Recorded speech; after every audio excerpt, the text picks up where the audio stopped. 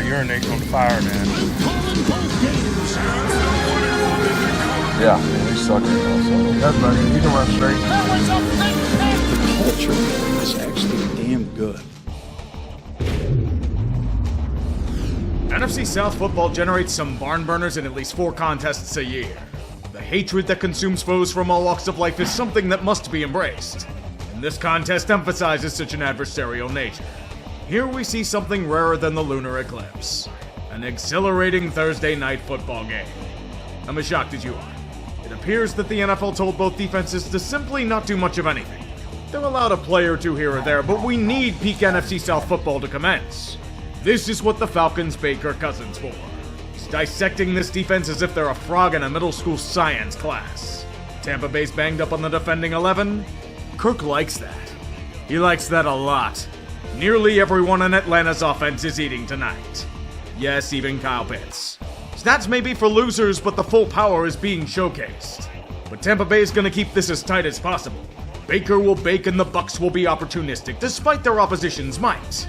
Sterling Shepard has scored a touchdown in 2024. That's how bonkers this game has been. Hell, Tampa Bay even has the lead in the 4th quarter. But Atlanta will be steadfast. And with Cousins at the helm, they'll keep going. Oh no, Darnell! You were having a great game, yet the Bears came back to you at the worst time. Of course the ensuing field goal try's blocked. Did you expect competency? All the Bucs have to do is clamp down and the game is theirs. He has it. And the ball is out! Soon enough, the only place we'll find Bucky Irving is on a milk carton. Fortunately, it doesn't hurt them. Their defense did a job and forced a crucial turnover on downs deep in Falcon territory. Now, as long as they don't completely fuck up the drive to the point of pushing them out of field goal range, Tampa Bay... Are you shitting me? You executed the worst case scenario? Do you understand who you're against? The man who's going to imprison you with ball and chains. It's over 400 yards of passing on the day. What did you expect? They're in field goal range. Hell, they'll take a delay of game penalty. The inevitable will still strike. And overtime. Young Wei Koo. Respect the goddamn name. We're headed to overtime and the Falcons get ball first. Too bad for Tampa Bay, the Falcons aren't into sharing. They're into stealing wins and escaping danger. That's fired, that's caught, and that is Hodge! And Hodge is going to take it to the end zone!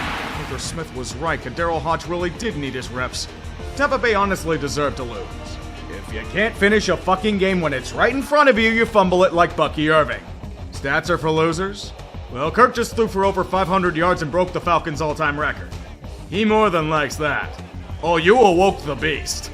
Beware, NFL. You're in trouble. No matter what teams the NFL throw out in London, the chaps across the pond mostly get rugby scrums for matches. Obvious stereotypes galore. It's raining in England and it's raining flags in the game itself. Or is that simply Brian Flores turning Minnesota's D into an army of berserkers? Aaron Rodgers is looking like complete ass in these conditions. Be it by Rip Van Ginkel putting him to sleep or just overthrowing his receivers for interceptions. But hey, he did get 60,000 receiving yards in his career with over 50 passing attempts and no running game to speak of. The frustrating part is that the Jets defense knows Sam Darnold's weaknesses. They studied them when he was an apprentice.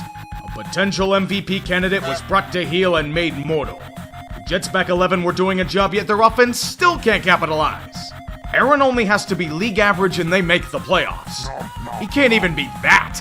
They get all of his cancerous traits without any of the production. Even on the final drive, when the Jets team makes roughly their 16th stop of the day, Prime Rodgers would have carried this team on his back. They're praying that Aaron does the minimum, yet he's only broken. Limping down the field with a low ankle sprain and a back-breaking interception to end the game. Someone should make a vaccine for this team infection. Minnesota style hasn't been the prettiest, but they are 5-0. You gotta give that some praise. Sometimes you need a bit of luck and elbow grease from Flores. The Vikings sure haven't had a ton of it in their time. Nothing is disappointment like the New York Jets. Despite their gobs of talent throughout the roster, they repeatedly run themselves over in an effort to squeeze out hilarity. LOL Jets is a staple. They went all in on Aaron Rodgers and the only buzz is Aaron on podcasts. A 2-3 start requires change. And maybe a lot of it. Why is Nathaniel Hackett here? Talk conspiracies with Rodgers? Sure as hell is awful at calling plays or running an offense. Colin Yano's Slint, we need to overthrow a tyrant. But you know what the difference between a conspiracy and reality is? About 4 to 6 hours. Fire Hackett from play calling duties? Oh no, Robert, we're firing you! Get the fuck out, Salah! You had severe flaws here anyway, nobody's gonna care if you're a scapegoat. Strange, I thought he'd be great as a head coach, but the Jets happened. Aaron or Woody Johnson pulled a power play maneuver. A drastic and extreme jolt to try and wake the team up from malaise in week 5. Defensive coordinator Jeff Ulbrich is the interim HC. But I figured either Peterson or Sirianni would have been the first to be fired. Salah was like problem number 8 on the Jets. They think Todd Downing might be good at running plays. Burn everything. Just burn it and start anew. The team's lost in fog. Woody needs to go back to being an ambassador for the sake of the Jets. It's so beautiful for the Panthers to see the fruits of Bryce Young ripen for harvest. No, I'm not talking about Young, but Chicago. Silly kids, did you believe that Carolina was gonna have a chance today? They are better than before, but Caleb Williams is gonna develop chemistry with DJ Moore just to piss them off. Caleb easily had his best game as a Bear. And it may be against a hobbled and David Tepper burdened unit, but it's once again tremendous progress for the man. The Red Rifles' magic is fleeting. Their only remaining strengths are an injured defense and not going 0-17. Such a fantastic prize indeed. For the 5 Panthers fans that haven't checked out, I have great news! Bryce Young's headed in the game! He's going to get much needed experience because they don't want Andy Dalton being destroyed behind a battle line? So you send in the first overall pick last year to die instead? Is Tepper trying to cash out an insurance policy? 2 locale franchises going in polar opposite directions. Washington's managed to remove their cancer after years of devastating the franchise, and recovery's going well. Jaden Daniels is their chemotherapy, rapidly rooting out any remaining tumors in their franchise with his outstanding play. With the arm in his feet, he will devastate anything the Browns even try to throw at them to the easiest victory of his NFL career. Meanwhile, Cleveland is stuck with the cancer of Jimmy Haslam, and his vices are forging misery and sadness aplenty. Even if their defense tries to keep the game in reach early, the $230 million liability rears its ugly head yet again. How long are they going to pretend that Deshaun's salvageable? Saying he's cooked is a gross understatement. The Washington defense isn't even good, yet the Browns are so pathetic they can do nothing. Their O-line's trash and Watson's shoulder's fucking shot. It's Cam Newton without the likability. With every game they play him, Stefanski's either completely ignorant towards the liability or his family's being held hostage by Jimmy Haslam. You know how this team plays better, Kevin? By changing the fucking quarterback. At least Jameis would be fun to watch when they go 5-12. This is just sad. Commies, enjoy your glorified bye week. Do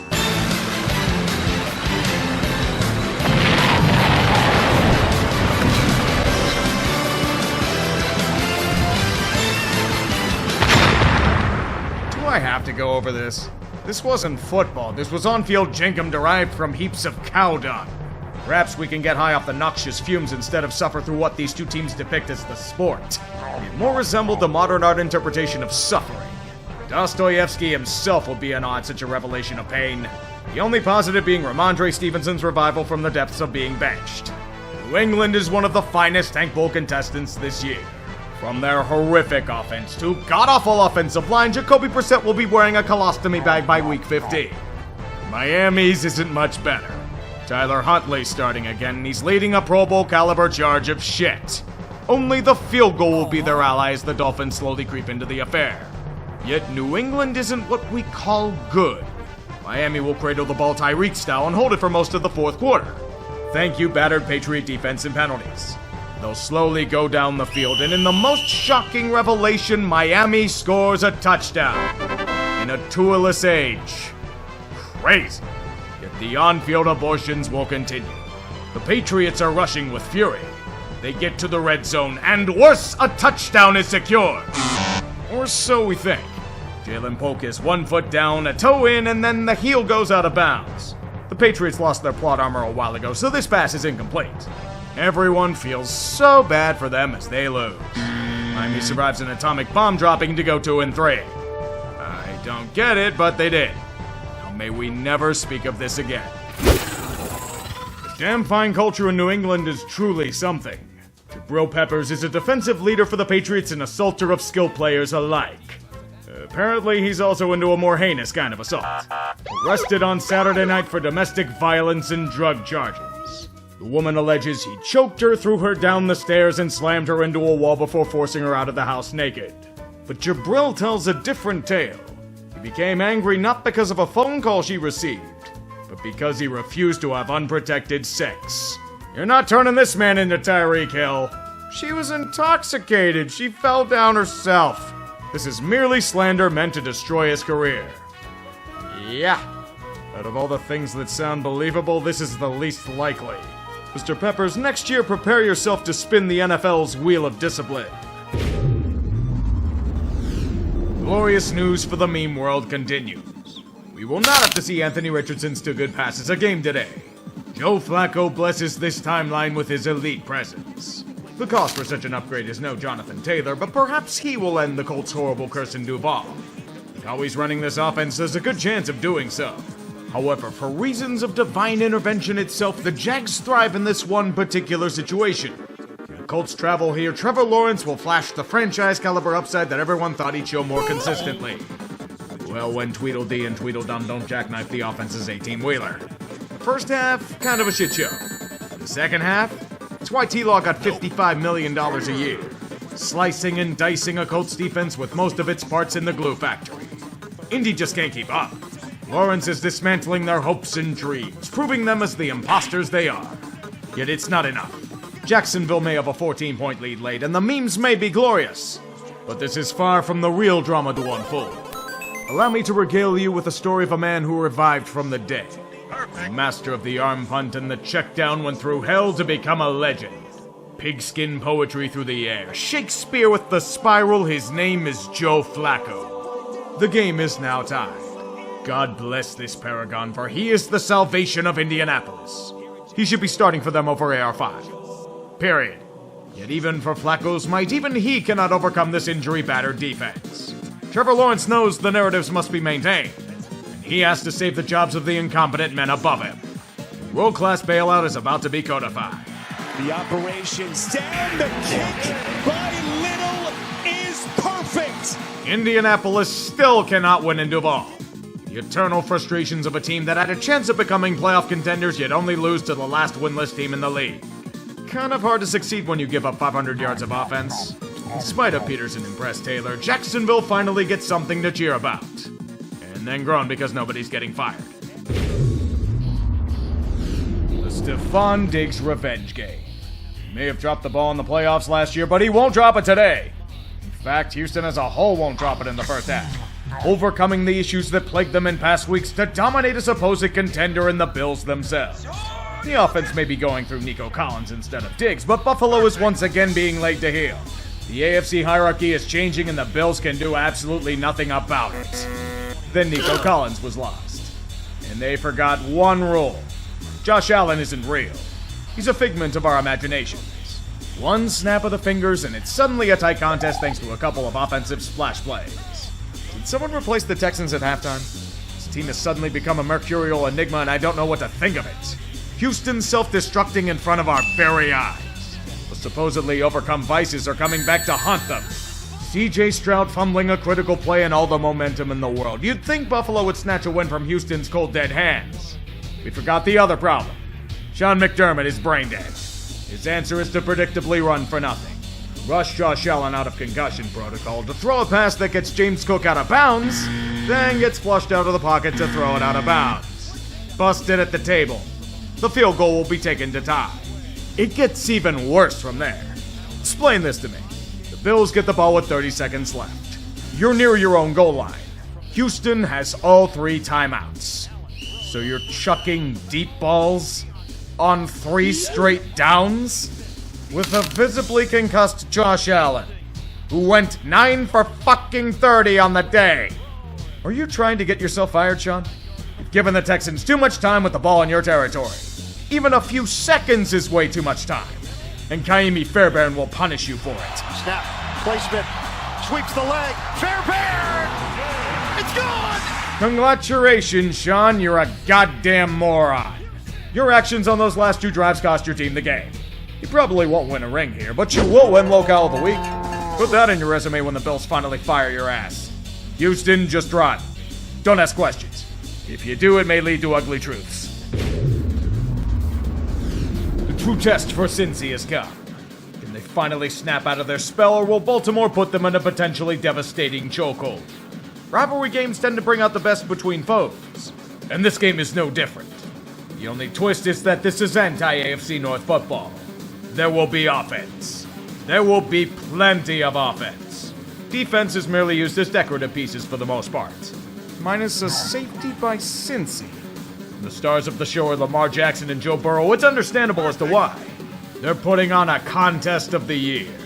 Almost a century mark of yardage between both teams, most of those through the air. Those poor secondaries.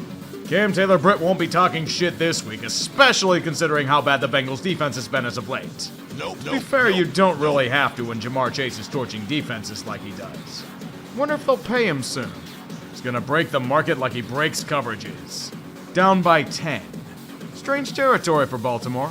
Fortunately, this is not January, so the Ravens will be able to strike with the precision reserved for low-pressure situations. We can only watch in horror. Lamar's learning from King Henry. He's mastered banishment spells. Good God. But Cincy isn't going to allow Baltimore a chance to tie with Joe Burrow's excellence, right? Here goes Burrow.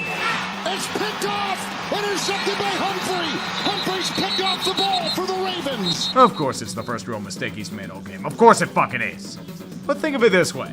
The Bengals have finally managed to make a stop.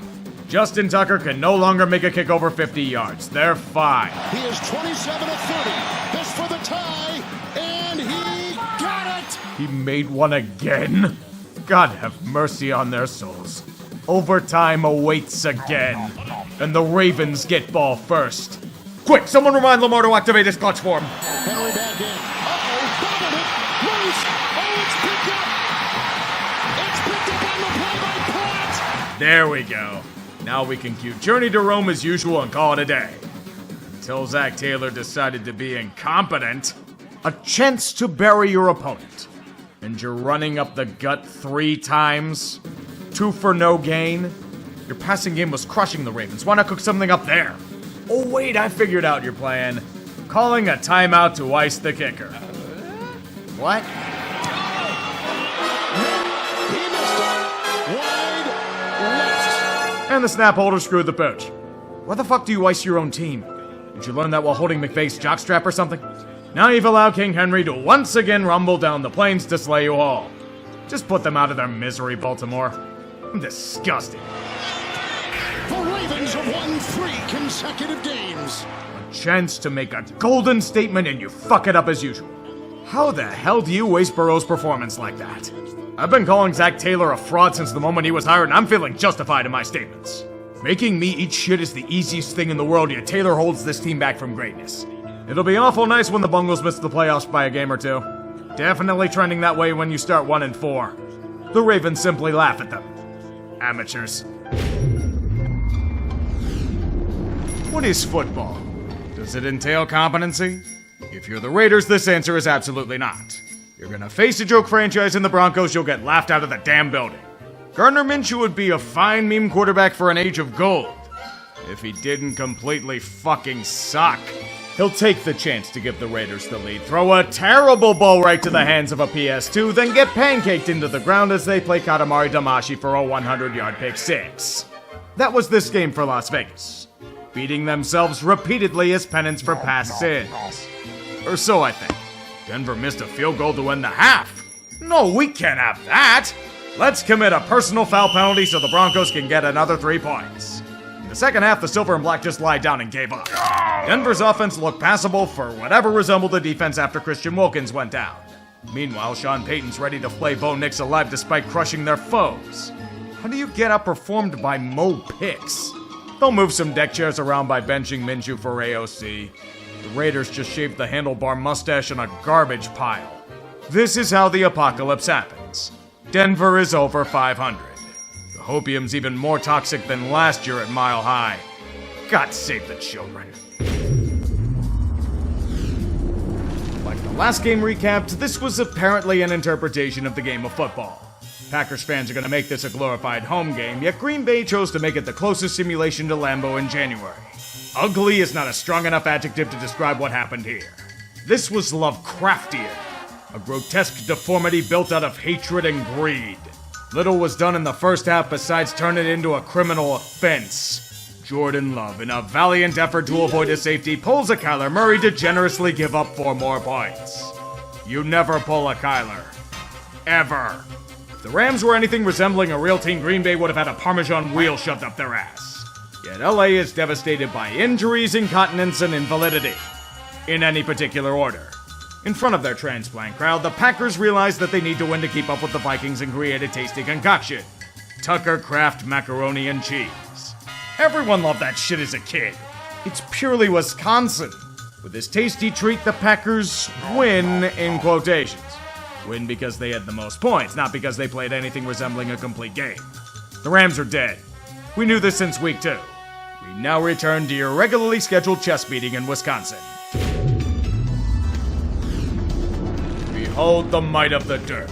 A team that will shockingly execute competent offense without Malik Neighbors or Devin Singletary.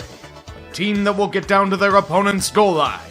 A team that will fumble it away to the eager hands of a defender that runs it the other way for a 100-yard scoop and score.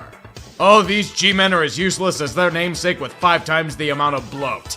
Yet even their failures cannot comprehend the scope of Seattle's cardiac nature. Them playing a clean game is rarer than Pike Place not throwing a fish. Good work, Seahawks, you're throwing the game. What's a clean pocket? I don't know. Gino's dying behind the wrath of this defensive line. Their defense was overhauled in the offseason at the hands of a guru. They should keep overhauling, this iteration isn't it. Getting beaten repeatedly at the hands of Danny Derps, Darius Slayton, and Tyrone Tracy. In their effort to generate heart attacks aplenty, Seattle chooses to fuck up repeatedly. Critical fumbles by DK, going for it at their own fucking 35-yard line, surprisingly standard Seahawks stuff. Yet New York chooses to look this gift horse in the mouth.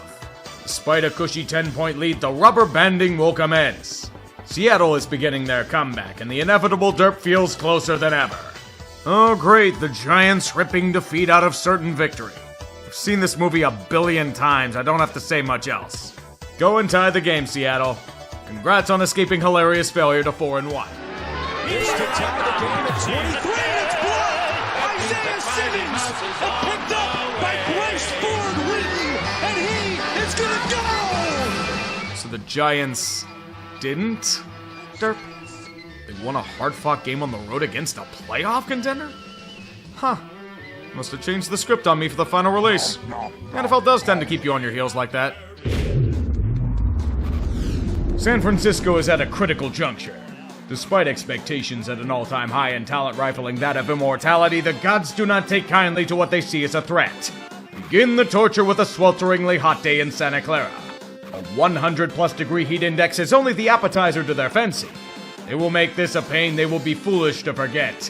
It won't show early. They have to let them fight. The 49ers are taking the Cardinals to task and are running away with a sure win like this blocked field goal for 6 points. But these are jealous gods. They feel their punishment hasn't been harsh enough. San Francisco dares defy them with Fred Warner escaping serious injury? Then the gods will strike down their kicker. Moody Blues are more than playing at Levi Stadium. They're on repeat. Now without a reliable field goal option, the offense has infinite pressure placed upon it. Pressure makes diamonds, they say. These boys cracked. A 13-point lead is nothing. Especially when the Niners have no kicker, they're forced to go for it in ridiculous situations. Such as this 4th and 23. Call it the shortest arm punt in the history of the sport. Kyler Murray is a man on a mission. And he's been one to steal games in the past. He's not only going to make us say a bunch of tired Call of Duty tropes, he's officially going to become partnered with them. Memes truly becoming reality. But are they enough to beat San Francisco? Down by 2, they need a stop. It isn't happening. The Niners' offense flexes its withering power. Or so we think. The gods have one more trick up their sleeve. 1st and goal, Mason on the pitch.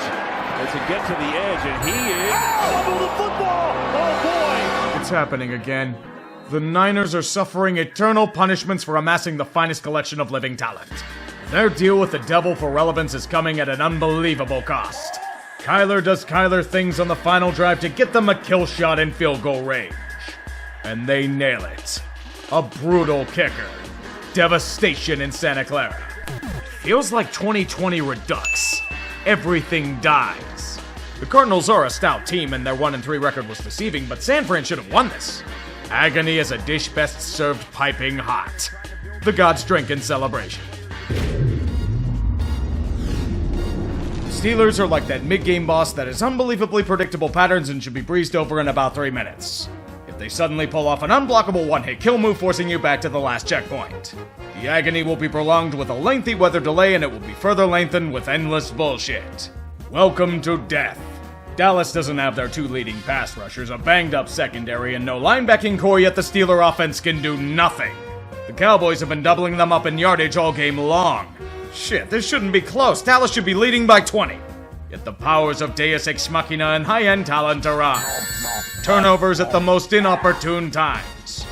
Repeatedly. Why, you say? Because fuck you. Both of these teams are pretenders milking past glory, but narratives must be maintained. The Black and Gold Brigade will finally move the damn ball to not only score a touchdown, but take the lead in the 4th quarter. Fortunately, the Cowboys' offense has been a machine all night. They'll push the envelope all the way to the goal line, but things are getting tense. The bullshit was almost real with a forced fumble, but Dak saved it at the last moment. 4th down has come. If you fail, Jerry's gonna kill one of you at random. Prescott.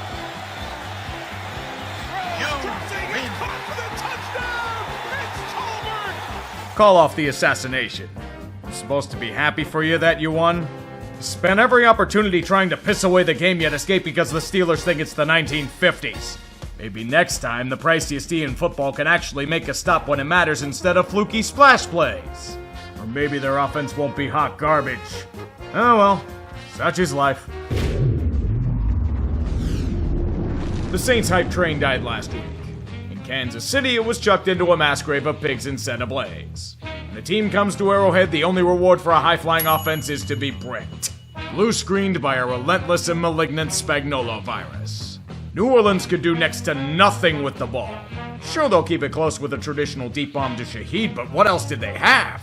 Not just featuring an elite defense, the Chiefs are equipped with plot armor and MacGuffins. Are they in a perilous situation? Unbelievable bullshit will get them out of it. Call it the Taylor Swift effect. Juju may have looked terrible in New England, but with an enchantment spell, he'll once again thrive. Kareem Hunt washed, maybe to get over 100 yards rushing.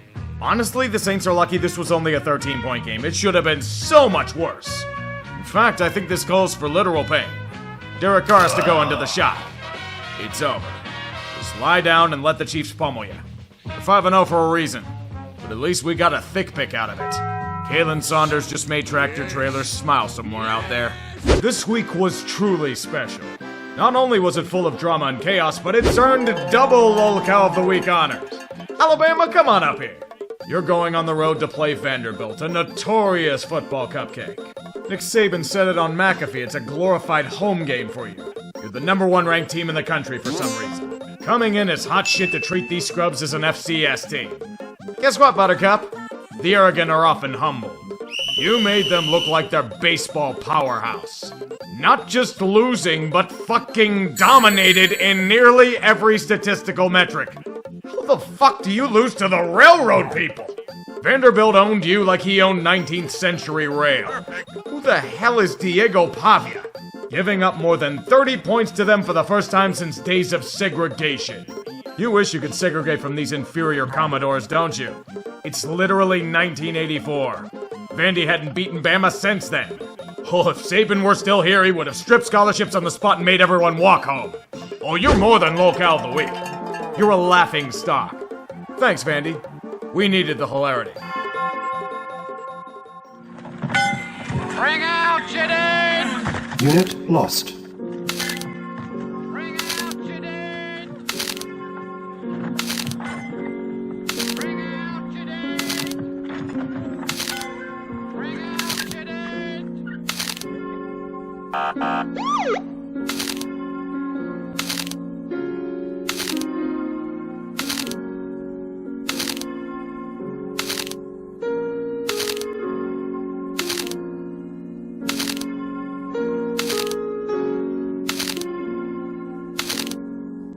Unit lost. Unit lost.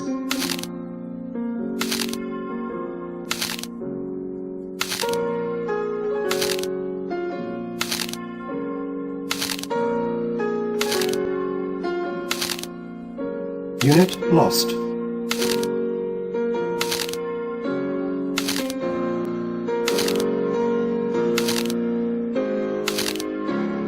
Unit lost.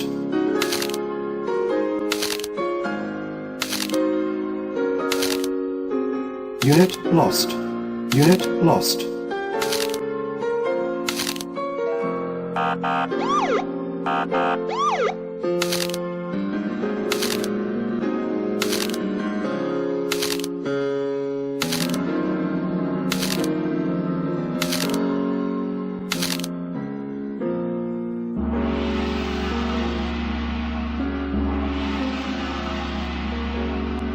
Thanks very much. Nice job. See you on Thursday. Right.